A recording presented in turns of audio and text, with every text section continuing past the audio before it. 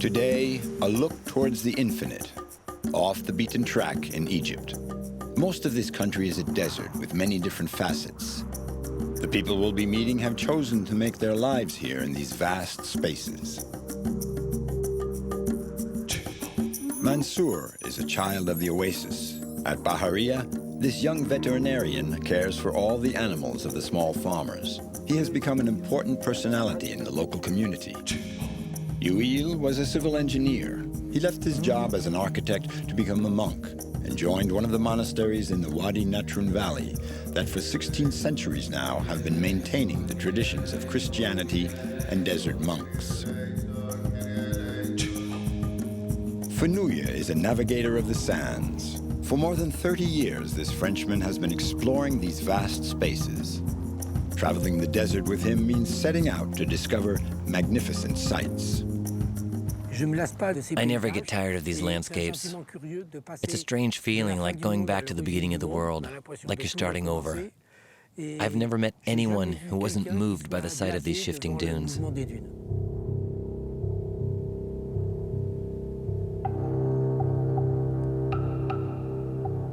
Sahara. In the Arabic language, this word does not mean a region or a territory. It simply means desert. Just as the word ocean doesn't designate a specific body of water. From the banks of the Nile to the shores of the Atlantic, this one desert, under different names, stretches over a large part of northern Africa. It covers 2/3 of Egypt up to the Libyan border. Here it's called the Western Desert, formerly the Libyan Desert, and it's one of the driest deserts in the world.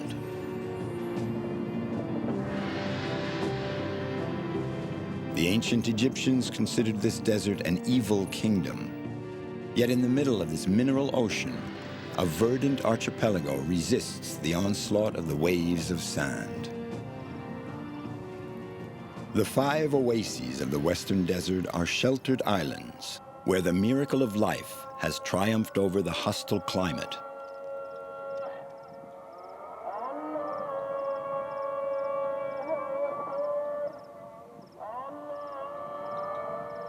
Living in an oasis means working the land.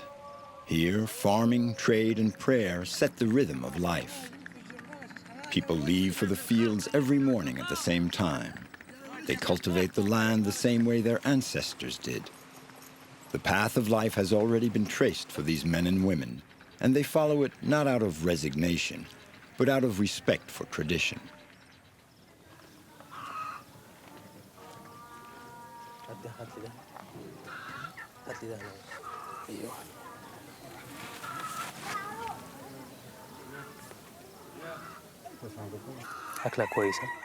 Is she eating well?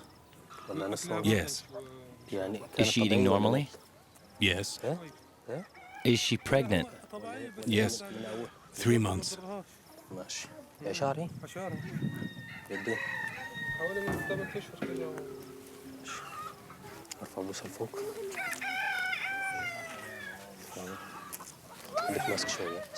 At Bawiti in the Bahariya oasis, everyone knows Dr. Mansour. He's from Bahariya himself, and he's the only vet in town. For the farmers raising a few animals here, Mansour is a godsend.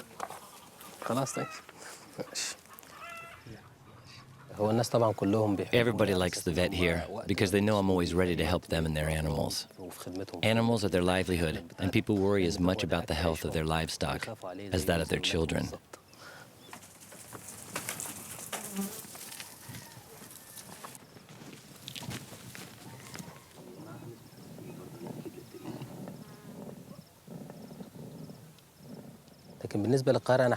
After I finished my studies in Cairo, I tried to work there, but all I got were offers in pharmaceutical companies, and that didn't interest me.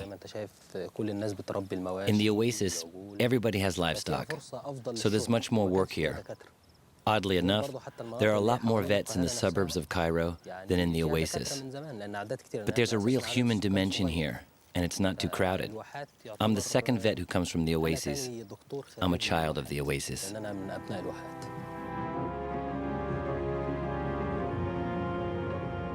Herodotus called them islands of the blessed. For more than 8,000 years, these oases have been inhabited, cultivated, preserved. Long isolated, the people of Siwa used to live in a town constructed of mud brick, nicknamed the City of Mud. A series of torrential rainstorms in the heart of the desert brutally transformed the past into a heap of ruins.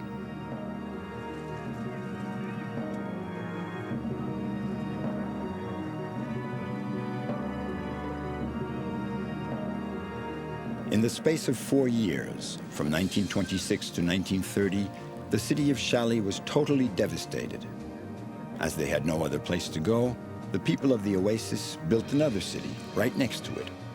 And life goes on, more or less as always.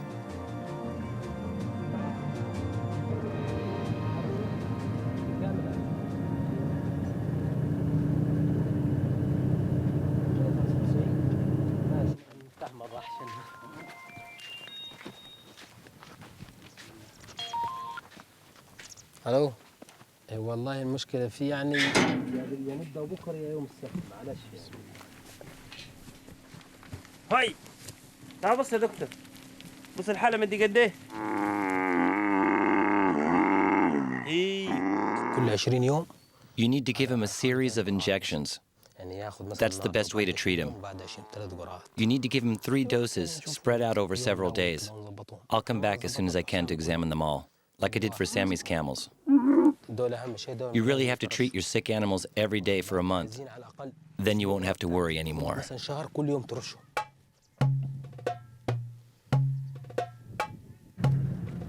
شكرا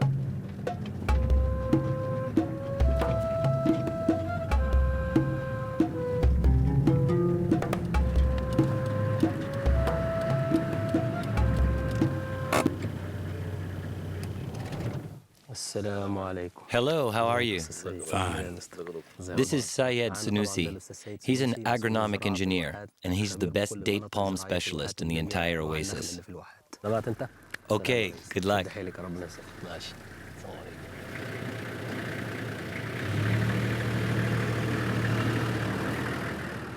Maybe God created the desert so that man could appreciate the date trees, mused the author Paulo Coelho. There are 1,500,000 date palms in Bahariya. Dates are the leading product of the oasis. Here, everyone believes that the date palm benefits from special divine grace, and they all take very good care of this legendary tree. The date palm is like a human being. It's like a woman. Up until the age of about 45, she's fertile.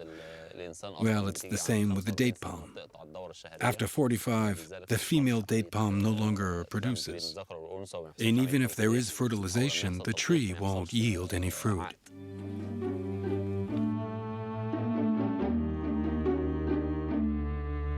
All the oases in the western desert are situated in low basins of limestone plateaus, between 100 and 130 meters below sea level.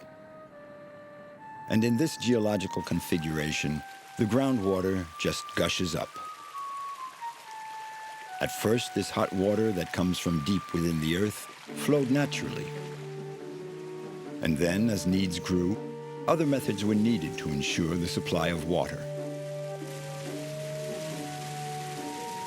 An oasis is a natural environment structured by man, with a whole system of technical and social management of the resources.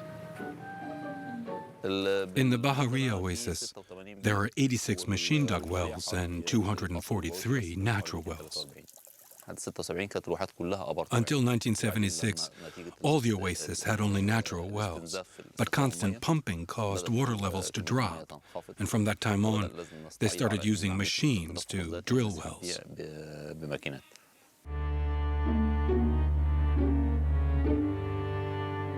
It's not your garden variety dandelion that can go out and live in the Sahara, said Theodore Monod, a great connoisseur of the desert. And yet, in the oasis, the work of man has made some inroads into the desert. On the other hand, they've had to dig deeper and deeper to reach new water levels. Some investors are even trying to drill 1,200 meters into the subsoil. They dream of transforming these vast arid zones into fertile land, dreams that often last only a few seasons. The desert ground retains nothing. It has no memory, whereas for millennia, the land has been intensively worked in the same way.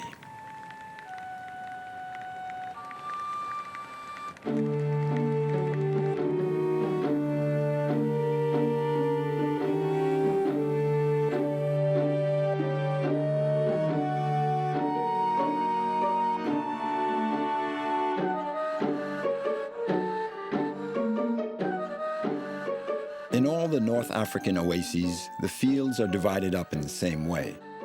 From small plots to fruit and palm tree plantations, everything is organized around the irrigation. And the organization of the water sharing remains an intangible rule of life. Tafoya has to irrigate regularly, twice a week in winter and every day in the heart of summer. It's painstaking work that no machine can do, and the tools they use haven't changed for centuries. Every plot of land is about 3 by 3 meters, and I have quite a few plots. I have about 100 to irrigate on this side and about the same number on the other side of the road.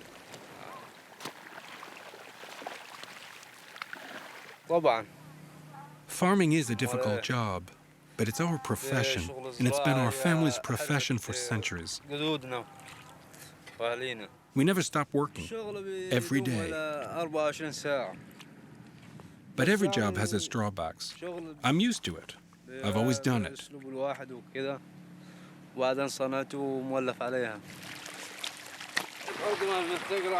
And when you do your job well, you can hope for good results.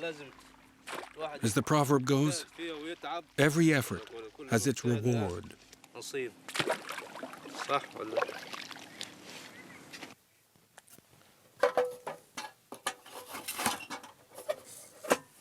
Meanwhile, Dr. Mansour continues working on the farms. Be it for treatment or artificial insemination, he is always on call. There is, however, one domestic animal that he treats less and less: the donkey. For thousands of years, the donkey was the main means of transportation for man and goods in the oasis. But today, due to globalization, Chinese motorbikes have become serious competitors.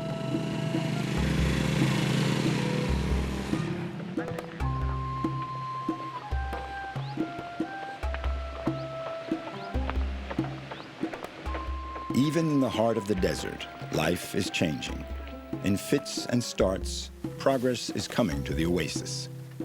But in these islands of the blessed, there is still a pleasant tranquility. For the people of the sand, working the earth is still the basis of their lives. They are strongly attached to the rhythm of work imposed by the sun, to the earth that must be watered, to life that must be protected. The desert surrounding us is vast and it protects us a little. There have been changes, but there are still a lot of people who preserve their customs and traditions. One day my father left for Cairo, and he couldn't stand the hustle and bustle. When he came back, he said something I liked a lot. He told me, if there's paradise on earth, it's the oasis.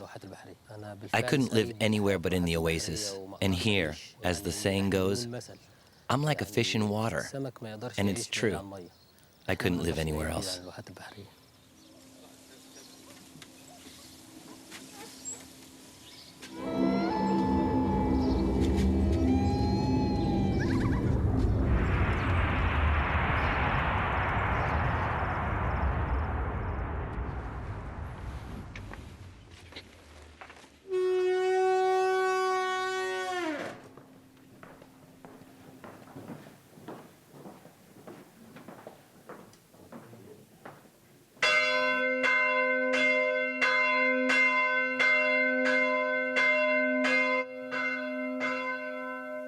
In the land of the muezzin, the peal of church bells sets a different tone. At 4 in the morning, the monks assemble for prayers. 2 hours of psalms, chants, and litanies.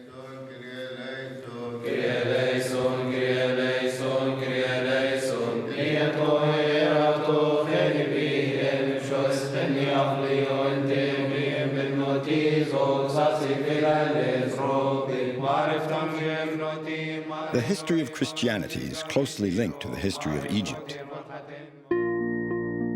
According to the Bible, the Holy Family took refuge here after the birth of Christ. So the Son of God spent the first years of his life on Egyptian soil. A few centuries later, the early Coptic Christians cite the Holy Family's flight into Egypt as proof that Christianity was born here.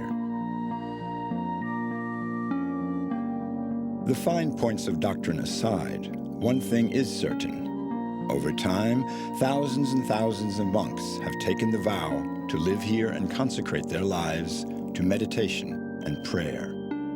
Today, monastic life is attracting more and more candidates. And in light of their former lives, these men do not make the decision to enter the monastery lightly. Father Youeel is one of the abbey's 120 monks. He's been here for 13 years, after leading a rather interesting secular life before. I was born in Mansour. I grew up there and I studied there, in a school of civil engineering. And after I got my engineering diploma, I worked for a few years in Argada and then El Guana. I worked for several different architectural firms. And then I decided to become a monk because I wanted to spend the rest of my life in God's presence. I wanted to live in a place like this. Here I'm completely happy. And I think it's the best decision I ever made in my life.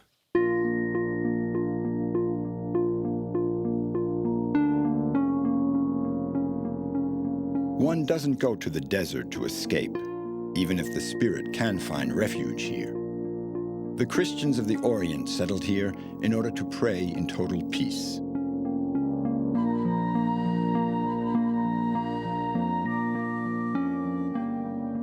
Islam didn't exist yet, and monks were already retiring from the world in search of an ascetic life. Over more than 16 centuries, their roots have taken hold here in the Sete Desert.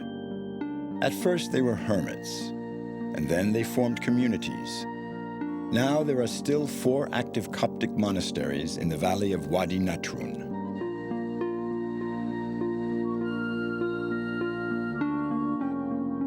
For these desert monks, the isolation and living in caves like the early hermits belong to the distant past.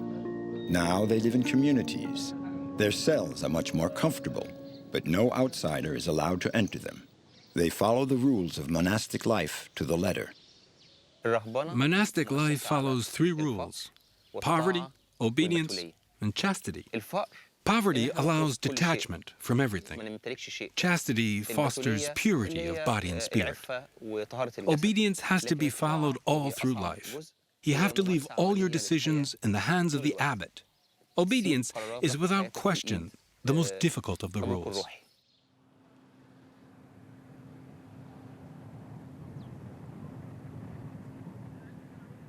The daily life of the monks takes place behind these imposing walls. Walls meant to help in their spiritual quest, but also to protect them from the outside world. And yet their existence is not solely contemplative. Monasticism is based on 2 basic principles: prayer and work. Life in these monasteries is organized so as to be self-sufficient.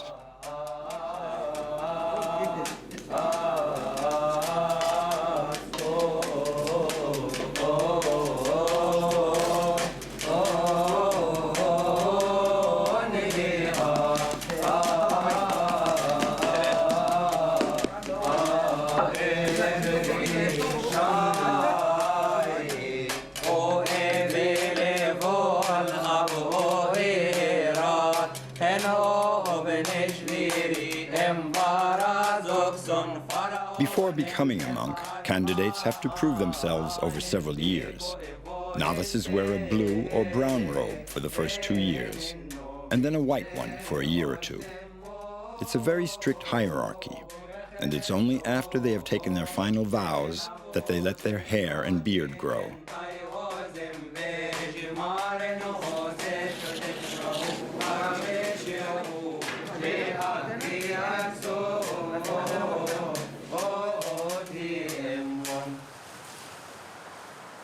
There are 120 monks in the convent of St. Pichoy, but there are at least 400 lay workers there as well. Some of them live here all year long, others for a few months at a time.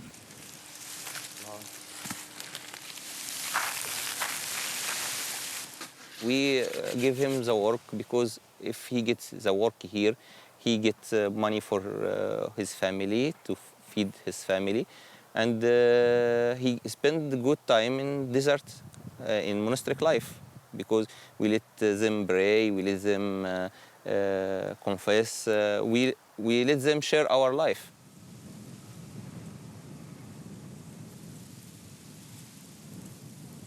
Fields of cereal, olive groves, fruit trees, beans, the monks and their employees have managed to raise crops on the threshold of the desert. Self-sufficiency on a grand scale.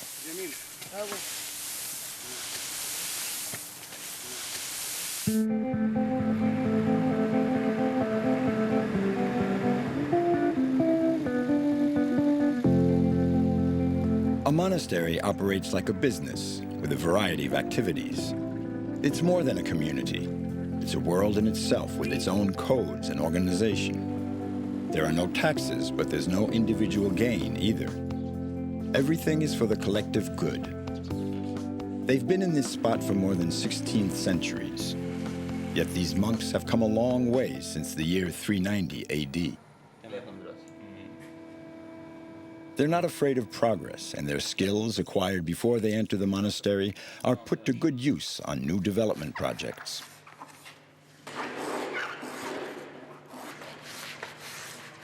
The combination of techniques and ancestral skills has allowed them to earn a certain reputation. The influence of the Christians of Egypt means an economic influence too. And on this point, the monks are actively involved. Obviously, we make use of technology, cell phones and computers. A lot of monks use the internet. Almost all the monks have had higher education. Today we can master technology and not let it master us, and it's essential to understand the difference.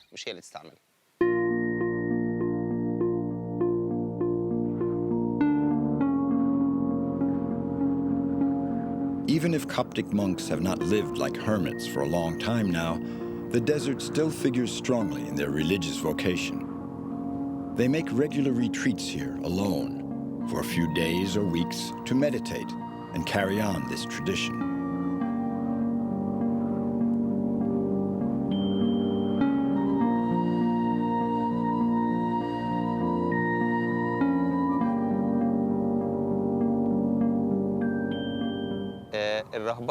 In the desert, the monk isolates himself and detaches himself from daily life. He lives only for God. Our spiritual fathers taught us that contemplation in the desert frees us from all material attachment so that we can deepen our spiritual relationship with God. Obviously, a person who can't adapt to the desert won't be able to bear this isolation. But on the whole, the desert encourages personal growth. Here, we are in peace.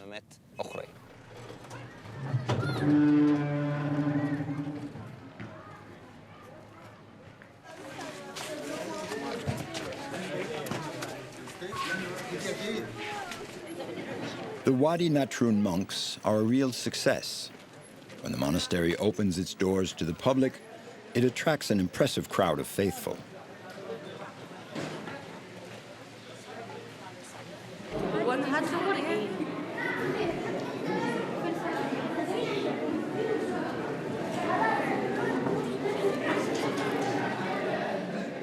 The monks are seen as the cement of this religious community.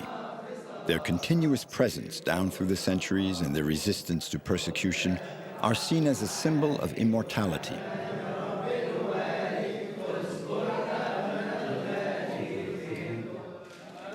It's difficult to estimate the number of Copts. 7 million according to the Egyptian government, but religious authorities put the figure at 12 million.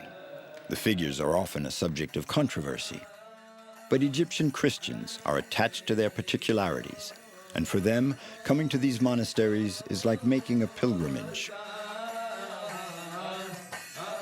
Undoubtedly, these Christian chants bring on a sort of Oriental blues, but the monks don't wring their hands in prayer, and they seem consistently cheerful.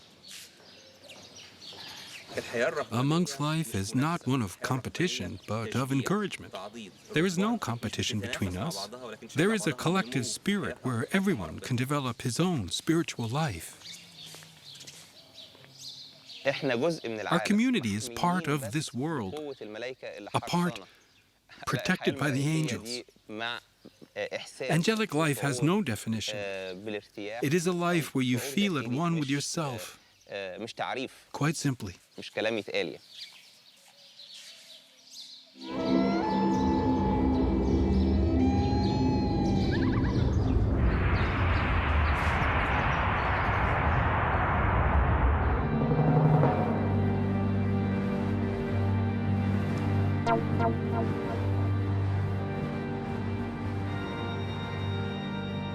Even though it's arid and desolate, the desert has many faces.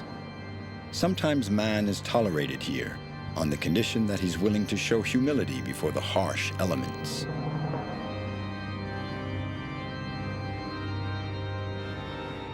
An unavoidable expanse on the caravan route, this western desert is a hostile place, and yet it exerts an attraction, a sort of magnetism. It is a refuge for mystics and the contemplative in search of the pure. This landscape is also the ideal setting for adventurers in quest of boundless horizons.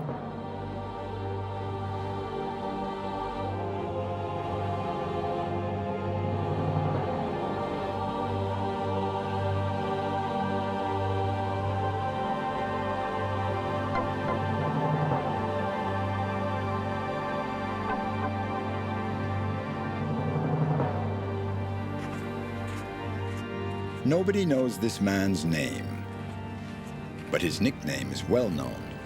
Fenouil is a desert lover with a particular fondness for the western desert. For more than 30 years, he has been crisscrossing the desert in a variety of ways. At first, he organized and ran rallies. Then his competitive spirit waned, but he still has a real fascination for these landscapes. For the ancient Egyptians, the Great Sea of Sand began immediately after the last oasis. This marked the end of the kingdom of the living and the beginning of the kingdom of the dead. And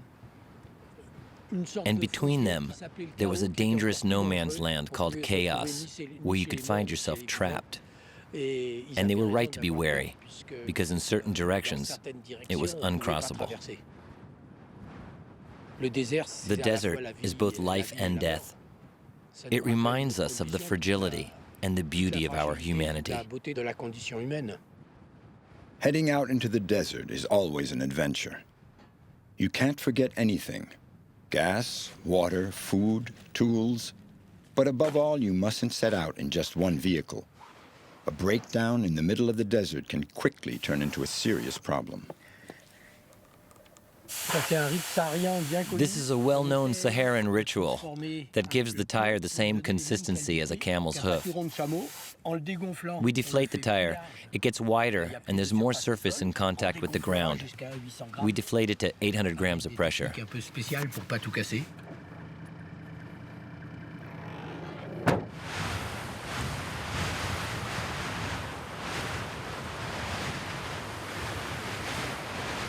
The desert is a sort of solid ocean, and there are many similarities between the sea and the desert.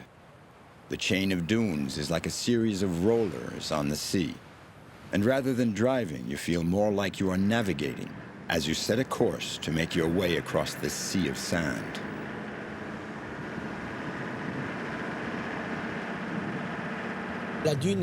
You have to consider the dune as something fluid, something that shifts, that moves, and that's why they give you a feeling of eternity.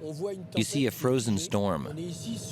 Here we're on Gourd Abu Muharrak, the father of impassable dunes. Abu means father, but I prefer to say mother. It's prettier. It represents the mother, maternity, and Mother Ocean because it's vast like an ocean.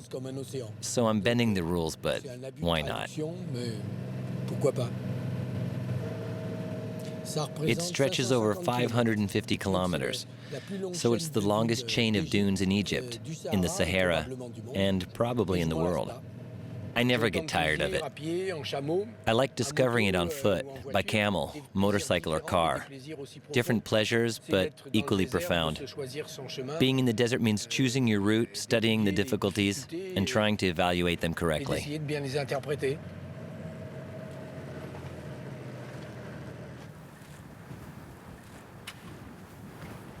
Hundreds of kilometers to the south, a passage leads you through the waves of dunes to an amazing sight. When you cross the western desert with Fenouil, you discover areas that are as grandiose as they are mysterious. And we come upon a phenomenon that no one could have imagined finding here.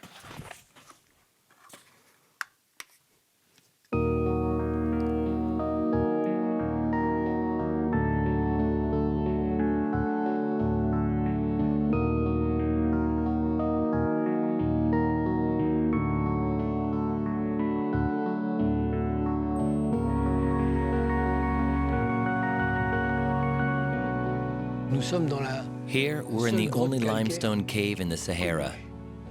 You can see enormous stalactites. The corresponding stalagmites have been buried under the sand for thousands of years. And this proves that the Sahara was once green.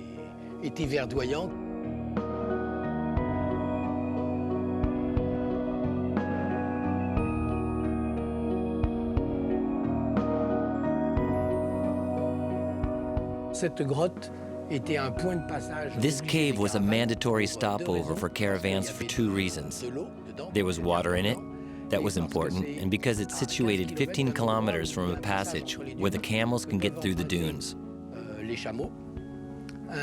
A German explorer rediscovered it in 1873, but it didn't interest him. He didn't note its geographical location. Much later, in 1991, another German rediscovered the cave. But now, the water's gone.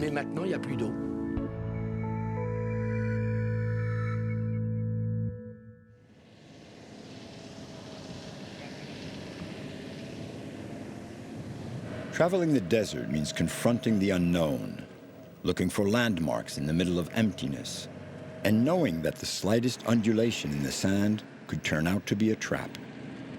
It calls for a great deal of knowledge to be able to negotiate the desert safely.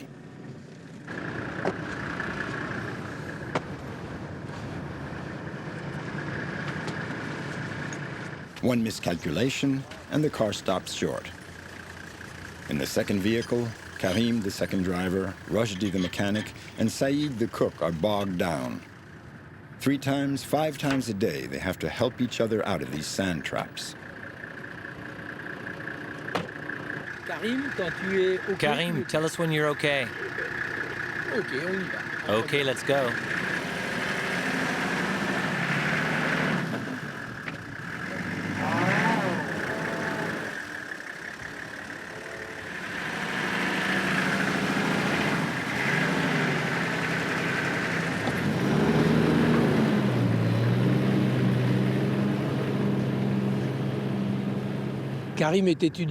Karim studies sand. He's a great guy. He's always cool. Okay, enough compliments.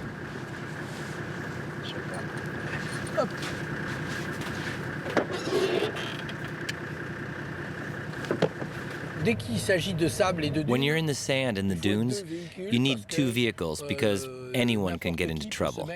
You can fool around when you're done, but not before. You never know what might happen.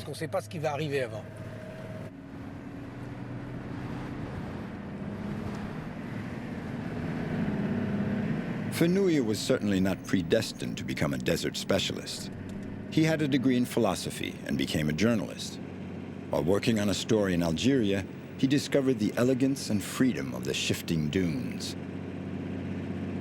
That was almost 40 years ago, and from that moment on, his love for the desert grew stronger and stronger.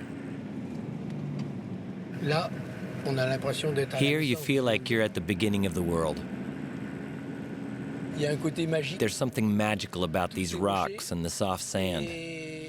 If there wasn't any sand, we'd be driving over the rocks, but here you glide on the sand between the rocks that are getting closer and closer. and forcing us a little off course. But they're so beautiful, you can't blame them.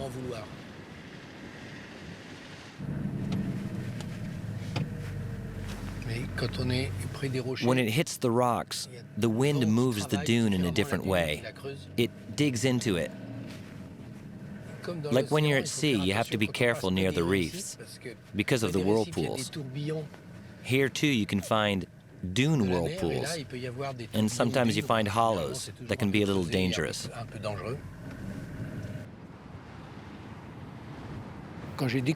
When I discovered this place, it sounds a little pretentious to say discovered. It's simply that there was no logical reason for the nomads to pass this way. And when you see a place with no cairn, no stone markers, that means no one's come through.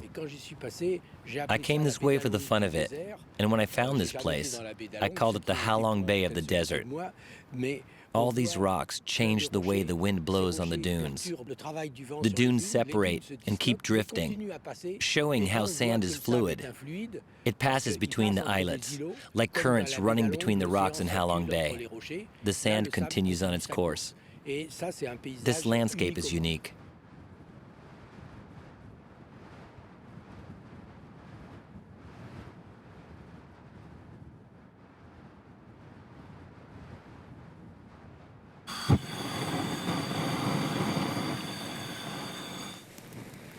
As soon as night falls, so does the temperature, and it's brutal. You have to set up camp well before sunset, make a fire, and let Saeed get to work with the gas burner. Between friends, we talk about why we come here. We say that we must be a little crazy. In the old days, someone could love the desert, but it was also their livelihood. I'm talking about the caravans that crossed it. But if you want to abandon civilization and comfort in search of danger and thrills, as well as the love of nature, there's nothing rational about it. It's a passion, like for the ocean and the mountains. You accept the hardships, because it doesn't matter how you travel. Sooner or later, the vast desert is always going to give you problems.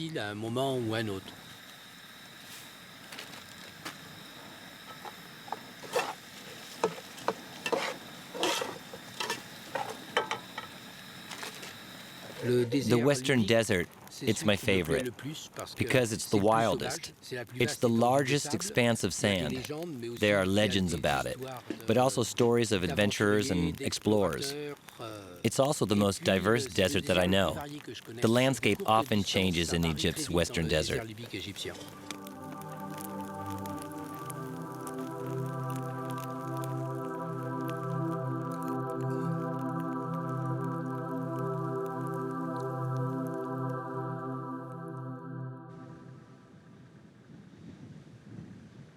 Sometimes the wind and the sand give birth to strangely formed knolls, to dunes with perfect curves, or to beds of rocks sculpted like blades.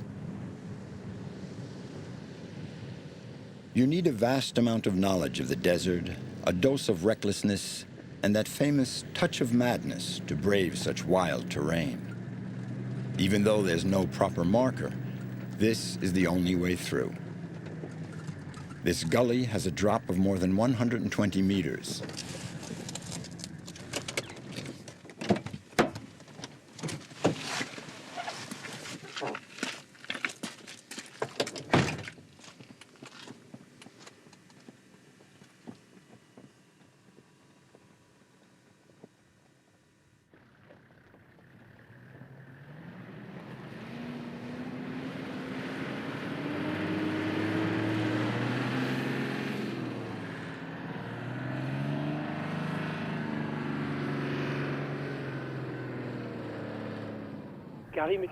Karim, I think you can shift down to third gear, and then to second at the bottom.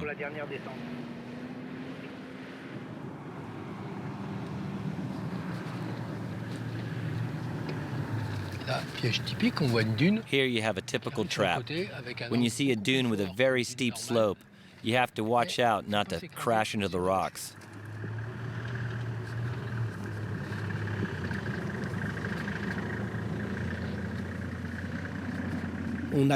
We've all made stupid mistakes in the desert.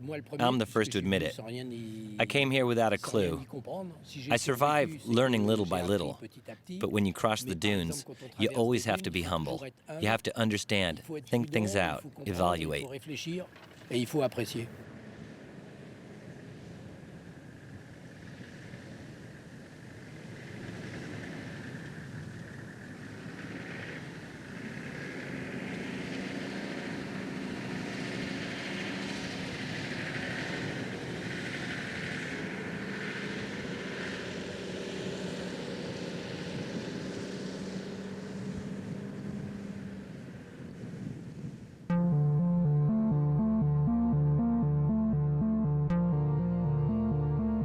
Burning hot when the sun is at its zenith, freezing cold in the middle of the night, the desert is a land of extremes.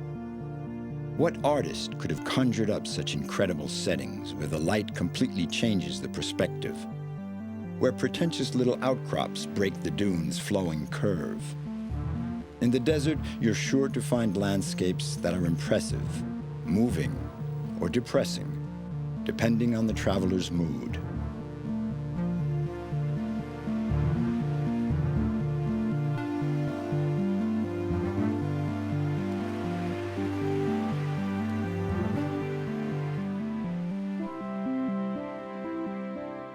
A lot of beautiful things have been written about the desert because it's so inspiring.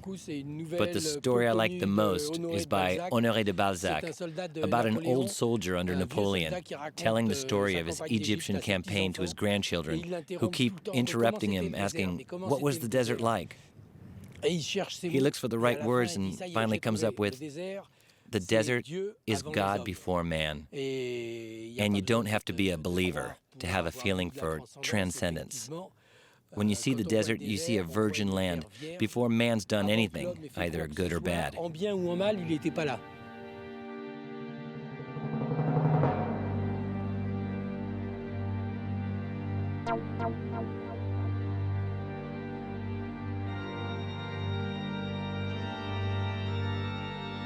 After 5 days of pure desert, this sign of life looms up like a mirage.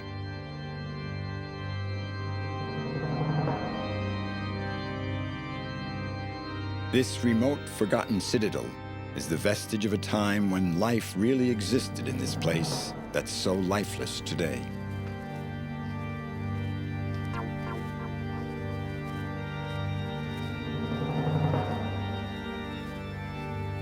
What happened?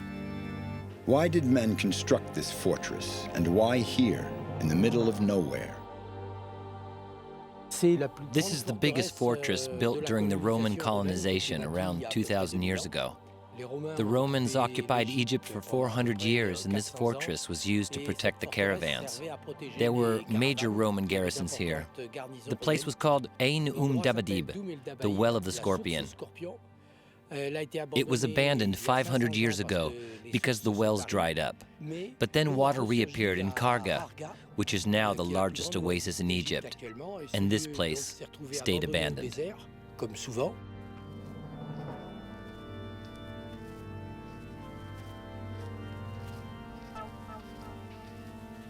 It might have been the last place where Cambyses' army passed through. I say might, but scientists seem to agree. The last traces of the army were found here. In 525 BC, Cambyses, the powerful king of Persia, after conquering most of Egypt, sent his army to the oasis of Siwa to subjugate the oracle of Amun. But then, a unique occurrence in history. That army of 50,000 men vanished. For a long time, people thought it was a legend. But now, historians know that Cambyses' army was composed of 50,000 men, the largest army in the world at that time. Herodotus wrote that the army was buried in a terrible sandstorm. The idea is interesting for a movie. It was used in The English Patient. The more probable explanation is that the army made a navigational error and got lost, that they died of thirst because they never came back and they never arrived at Siwa. And as no trace of them was found, they must be buried under one of the enormous cathedral dunes in the Great Sea of Sand. For more than a century, historians have been looking for traces of that army. And in November 2009, Italian archaeologists discovered vestiges of what might be part of Cambyses' famous army. 2,500 years later, the enigma of that disappearance might be solved.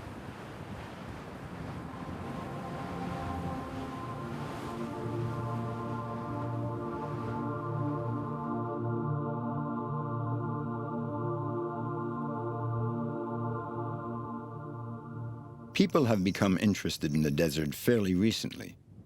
As long as only caravans crossed it, nobody, or almost nobody, ventured off the camel routes.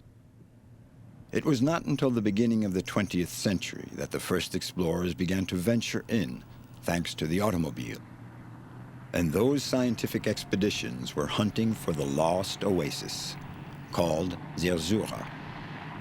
That paradise on Earth contained a city sheltered in the heart of steep cliffs. And the myth of the lost oasis still preserves all its mystery.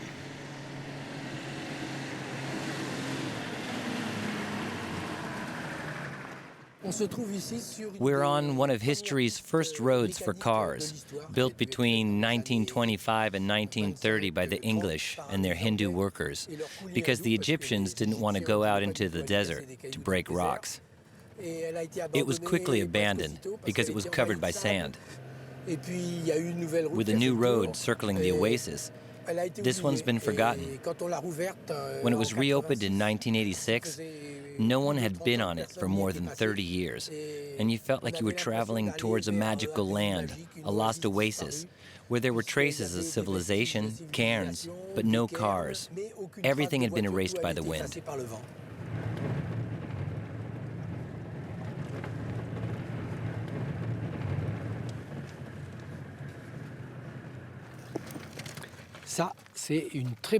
This is a beautiful barcan. This dune has 3 characteristics. It's the fastest moving dune in the world, it has a crescent shape, and its 2 tips advance. On the average, a barcan can move 5 to 12 meters a year. That's 75 meters a century. What's more, it can give birth. At the tip, a little pile of sand appears that then becomes another crescent that grows.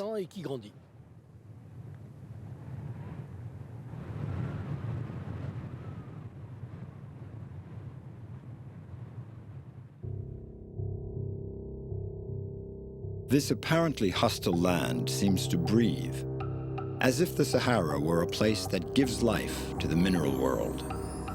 After days of traveling, after making a big loop from east to west in a multiform desert, Fenouil finally arrives at what he considers the most beautiful sight of all, the Great Sea of Sand.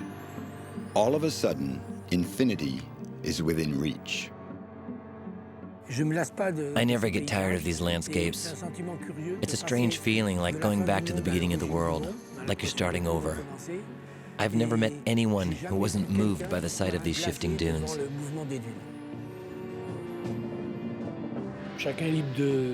Everyone is free to look for what he wants in the desert. I don't come looking for solitude. I'm very close to my family and friends. But when I come to the desert, I enjoy this total contrast. When I'm in the civilized world, I get the morning and evening papers and devour all the news. When I go back to the desert, I do without the news for a month. I come back and I ask, which old fools died? But I'm not being heartless. It's just that I get the feeling that the world hasn't changed much.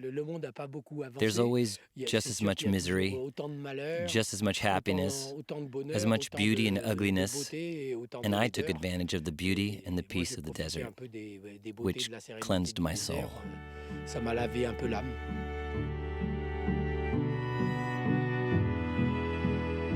This man has managed to find his way in a place where, in fact, paths do not exist.